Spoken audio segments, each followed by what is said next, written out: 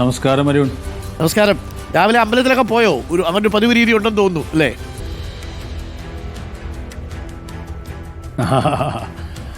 നമുക്ക് ആകെ കൂടെ കൈമുതലായിട്ടുള്ളത് ദൈവങ്ങളാണ്. അപ്പോൾ പിന്നെ അവിടെ സ്ഥിരം ഞാൻ പോവും. മനസ്സിലുണ്ടായിരുന്ന ദൈവവിഗ്രഹങ്ങളൊക്കെ ഉറഞ്ഞു അല്ലേ സതീഷ്? രാവിലെ ഞാൻ തുടങ്ങുള്ളൂ.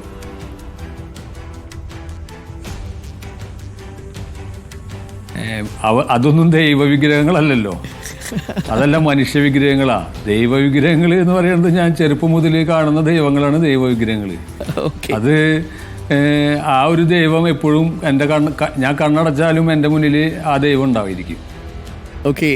അതാണല്ലോ ഈ സത്യങ്ങൾ വിളിച്ചു പറയാനായിട്ടുള്ള എനിക്കുള്ള ഒരു കോൺഫിഡൻറ്റ് കിട്ടുന്നത്. സതീഷിന് ഒരുപാട് മാനസികമായ സമ്മർദ്ദത്തിലൂടെയാണ് സതീഷ് കടന്നു പോകുന്നതെന്ന് എനിക്കറിയാം. അതുകൊണ്ടാണ് ഞാൻ ആദ്യഘട്ടങ്ങളിലൊക്കെ സതീഷുമായിട്ട് സംസാരിക്കാൻ ഒരുങ്ങുമ്പോൾ എനിക്കൊരു വിഷമമുണ്ടായിരുന്നു. കാരണം സതീഷിന് സാമ്പത്തിക പ്രാരാബ്ദങ്ങളുണ്ട്, പലതരം സമ്മർദ്ദങ്ങളുണ്ടാവും. ഇതേപോലൊരു കാര്യം തുറന്നു പറയുമ്പോൾ അതുകൊണ്ട് അനുഭവിക്കേണ്ടി വരുന്ന ബുദ്ധിമുട്ടുകൾ. സതീഷ് ശരിക്കും സുഖമായിട്ടൊക്കെ ഉറങ്ങാൻ പറ്റുന്നുണ്ടോ കഴിഞ്ഞ 2-3 ദിവസങ്ങളിൽ?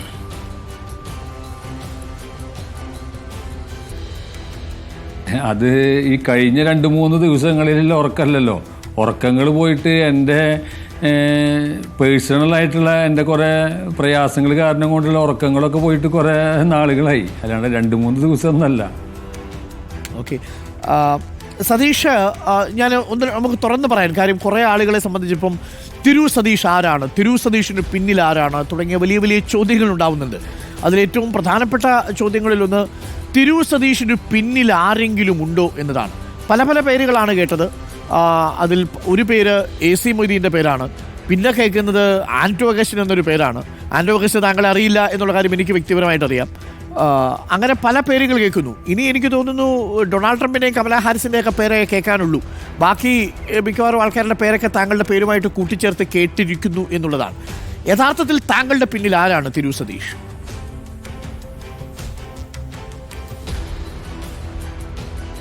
ആദ്യം തന്നെ ഈ പറഞ്ഞ പേരുകളുള്ള ആളുകളൊക്കെ ഇവരെന്നെ ഒന്ന് നേരിട്ട് പരിചയപ്പെടുത്തി തരണം എന്നൊരു ആഗ്രഹം എനിക്കുണ്ട്. പരിചയപ്പെടുത്തി തരികയാണെന്നുണ്ടെങ്കിൽ എനിക്ക് അവരൊന്ന് നേരിട്ട് സംസാരിക്കാനെങ്കിലും പറ്റുമല്ലോ. പിന്നെ ഈ ഒരു കാര്യത്തിന് എനിക്ക് എന്താ പിന്നിൽ എൻ്റെ മുന്നിലുള്ള കാര്യം ആരാണെന്ന് ഡോക്ടർ അരുൺ ഏറ്റവും തുടക്കത്തിൽ തന്നെ ചോദിച്ചു. അതെ, എൻ്റെ വിശ്വാസവും എന്നെ കാത്തുരക്ഷിക്കുന്ന ദൈവങ്ങൾ തന്നെയാണ് എൻ്റെ പിന്നിൽ. പിന്നെ ഒരാളുടെ പിന്നിലൊരാളുണ്ട് എന്നുള്ള ധൈര്യത്തിൽ ഒരു കാര്യത്തിന് ഞാൻ ഇറങ്ങി പുറപ്പെടാറില്ല. അതാണ് എനിക്ക് അതിൽ പറയാനുള്ള മറുപടി. ഈ സതീഷ് ഒരു നല്ല എഡിറ്ററാണോ? അപ്പോൾ ഇന്നലെ ശോഭാ സുരേന്ദ്രൻ പറയുന്നുണ്ടായിരുന്നു താങ്കളെടുത്ത ഫോട്ടോ എഡിറ്റ് ചെയ്തതാണ്, ഫോട്ടോഷോപ്പൊക്കെ ചെയ്തതാണ് എന്നാണ് പറയുന്നത്.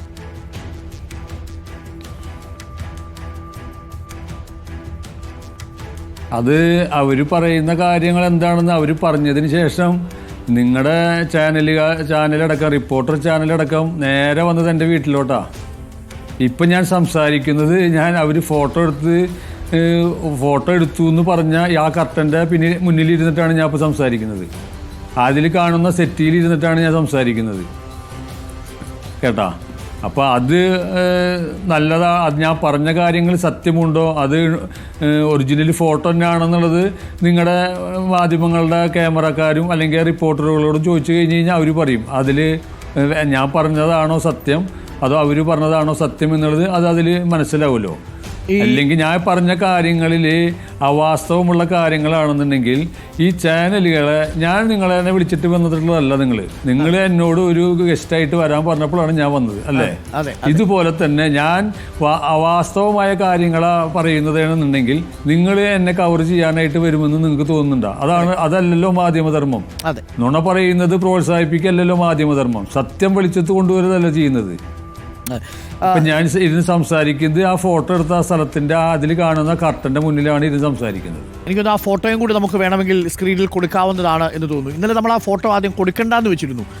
കാരണം അതൊരു സതീഷിൻ്റെ ഒരു പേഴ്സണൽ ചടങ്ങിൻ്റെ ഭാഗമായോ വീട്ടിലേക്കൊരു സ്വകാര്യ സന്ദർശനം നടത്തിയതാണ്. അതുകൊണ്ട് കൊടുക്കണ്ട. പിന്നീടാണ് വീണ്ടും ഈ ശോഭാ സുരേന്ദ്രൻ തുടർച്ചയായിട്ട് ഇത് പറയുന്ന ഘട്ടത്തിൽ നമുക്ക് ചില ദൃശ്യങ്ങൾ പുറത്തുവിടാൻ പറ്റാതെ വരുന്നൊരു ഘട്ടത്തിലാണത് പുറത്തുവിട്ടത്.